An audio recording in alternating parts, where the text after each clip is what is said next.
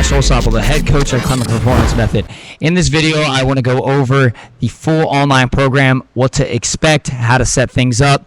This is an overview video that you're probably going to watch a couple times just so you can see that your setup is correct and just to understand fully what we're trying to accomplish with this program. So, firstly, we are broken up into 4 main days. We have acceleration, so that is the positive change of rate of speed. We have initial force generation, that is the rate of force production, how fast can you produce force.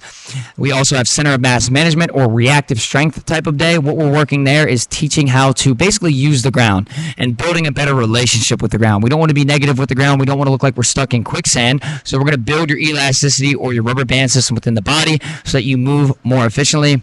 Our last and final day is max velocity. This is where we are trying to get you to rev your CNS all the way up and hit the max miles per hour that you can, or hit your highest speed if you can't test your miles per hour, which most of you I do not expect to have lasers to test this.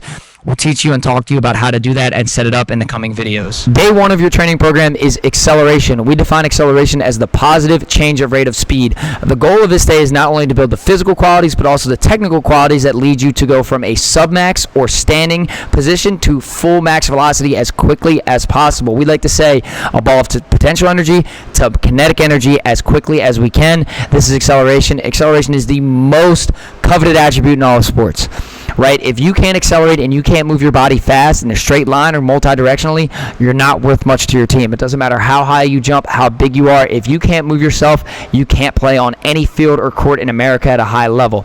So this day to us is the most important, and this is our bread and butter day. We have the most amount of success with athletes improving their acceleration times, again, by improving the physical qualities and the technical qualities. The great news is about acceleration is that it is primarily a physical attribute built skill. And I said skill because acceleration is a skill. It's something that you need to practice often and do often and ingrain into your body, and the motor patterns in which you need to do it in also need to be done often in order to maintain that level of acceleration.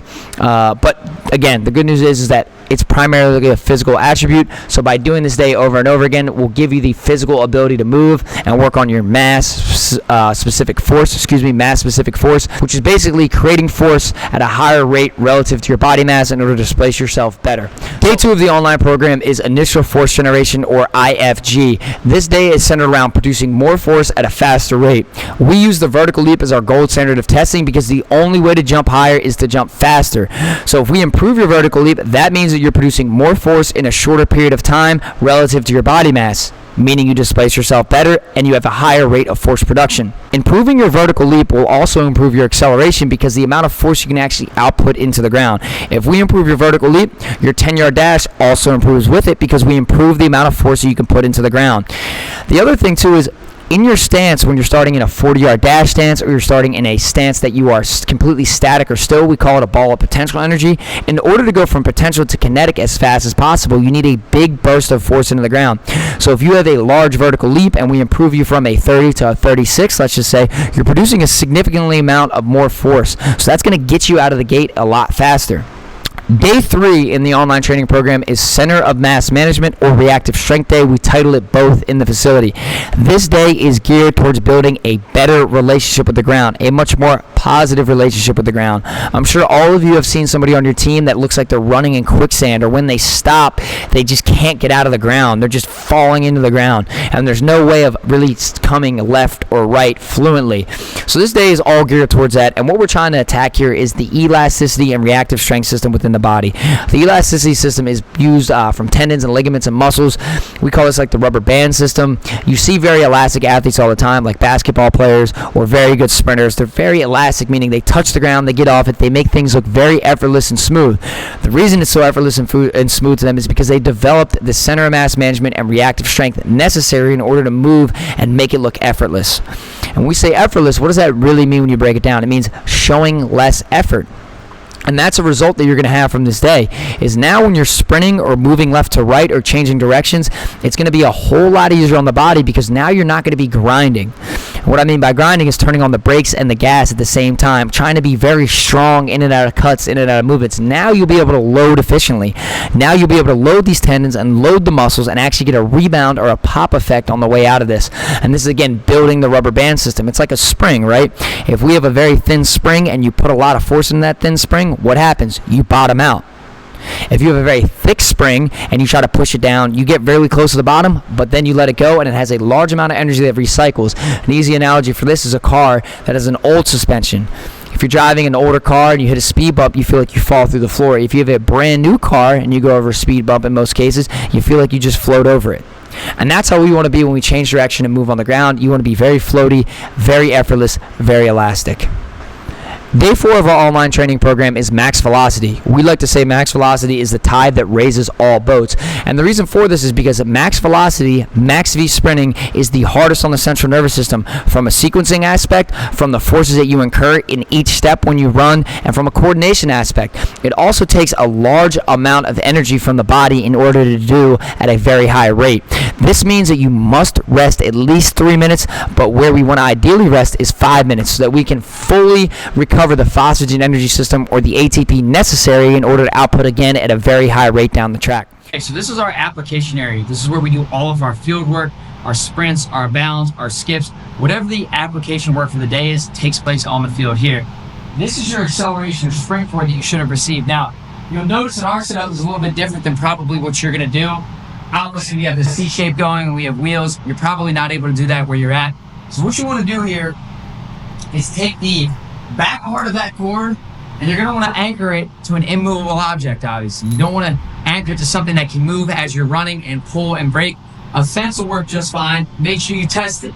Now, when you anchor it, you want to anchor it at about a little bit below hip height. This isn't going to matter too much, but it shouldn't be on the ground and it shouldn't be above the hip. Right a little bit below hip height is normally pretty good. Now, when you actually put the cord on, you want to start where the cord is just slightly off the ground like this. So we have a little bit of distance up above the cord. If you're a little bit closer to the wall and it's like this, that's fine. If you're a little bit farther away from your anchor point or the wall right here, that's fine too. The sweet spot is just so the end of that cord is barely up and over the ground, kind of coming off the fence. Now, when we prescribe different tensions, we're going to move up. And the way we move up is in 5-yard increments. So right here, if we say 10-yard sprints for the day, you're going to start at base level tension.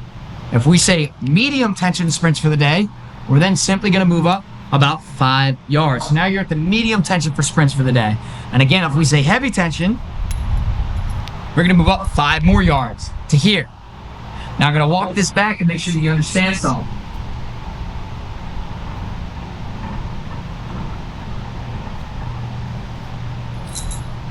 Do not play around on these cords. Do not try to run these and max them all the way out. Do not try to have fun and joke around and have them pull you back really fast. When you finish your rep, you either walk backwards, you spin the cord nice and easy, and then you walk back normally. People have gotten hurt on these cords, not in our facilities, but you can go online and watch YouTube videos of this stuff. We have had 0 injuries in all of Dave's career as, at Clement Performance Method and at his different facilities throughout the year. Make sure that you take this running very seriously, and also do not prescribe your own tension. And what do I mean by that? I mean, do not walk up forward and think more is better. More tension is not better. We are after short-term fast switch potentiation, which is a phenomenon that occurs in the central nervous system with small amounts of tension. We use small amount of tension because the brain does not sense that as a load that could possibly injure you. We use only very little tension for that aspect. So the brain and the body do not sense they have a load or they're running with extra weight that actually slows them down. So we want the transmission speeds to stay fast. In order to do that, you must start at the baseline level. When we work our way up in tension, it's to rotate exercises and it's to work on maybe more technique, more lean, rather than actual short-term potentiation. If you have any questions, please let me know in the Discord. Right now I'm standing in our isolation area. You should have your 2 cords set up similar to how we have it, about 8 feet high off the ground. Wheels at the bottom so that the cords come off at a 45-degree angle when you actually use them. Your 2 pieces of equipment that you're going to have here are ankle cuffs. Go on each ankle. It's pretty self-explanatory. Your waist belt that goes onto your waist. When you're in this area, we use this to isolate muscles that are diagnosed on your actual gait analysis. That could be your hip. That could be your calf. That could be a mobility thing. That could be your hamstrings. It could be your quad. It's different for everybody. But when you're working on this, when you're working in this isolation area, it's very important to be detail-oriented, meaning look at the description, look at the sets, look at the reps, make sure that you rest. A lot of kids come in here for the first couple weeks and try to rush through all the volume and all the reps in isolation, whether that's jumps, psoas work, or calf work. Do not rush through it. Take your time.